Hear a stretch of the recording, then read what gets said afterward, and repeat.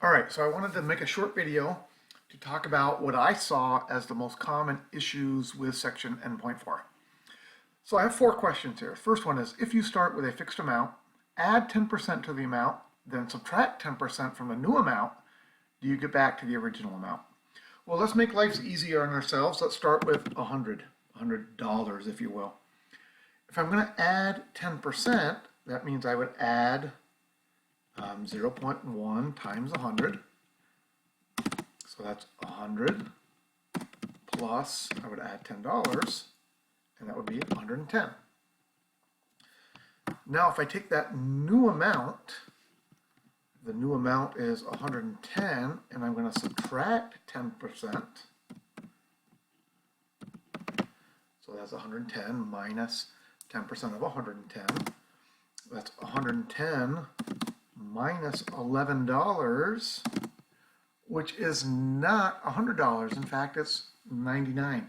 So the answer is no, we do not get back to the original amount. Question number 2, if you start with a fixed amount, subtract 10%, and then add 10%, you get back to the original. Well, let's start with the same $100. We subtract 10%,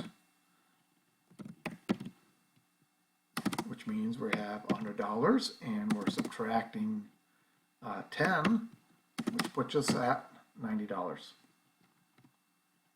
If we then take the $90 and add 10% back on, that's $90 plus $9, which is $99. We do not get back to the original.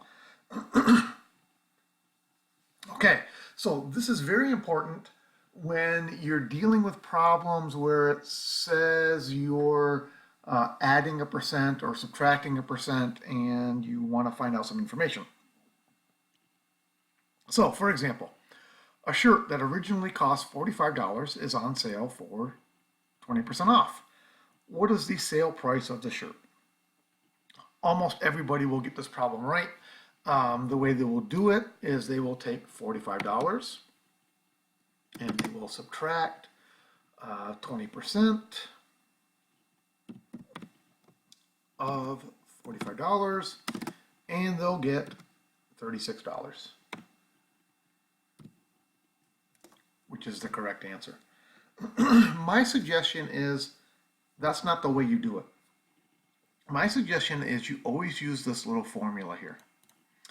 Okay, so using the little formula, what I would do instead is I would say the total price, that's what I'm trying to find, so I'm going to call it total, just to make it a little bit easier for myself, is the original price, which is $45, times 1 plus the rate. Well, in this case, it's 20% off, so the rate is negative, so it's 1 minus 0.2. So that's 45 times 0.8, which makes sense because if the shirt is 20% off, then you're paying for 80%, which again comes out to be $36. Now, the reason I suggest you do it this way is really because of the second question here. A pair of skis is on sale for $595. This is 20% off of the original price. What was the original price? And then this goes back to these first 2 questions here. If I take 20% off the original price, I can't turn around and add 20% to the sale price and get back to the original. If I take 20% off and then add 20% back on, I don't get back to the original. Rather, what I want to do here is use this little formula. At this point, I know the total price. The total price I'm paying today is $595. I'm looking for the original, and I multiply that by 1 plus the rate. In this case, the rate is negative because it's a sale price, which means to get the original price, I need to take $595 and divide it by 80%. Okay, so see how those work? If you know the original price, you multiply by your 1 plus your rate. If you're looking for the original price, you end up dividing by 1 plus your original rate. And this turned out to be $743.75. All right, so watch out for that.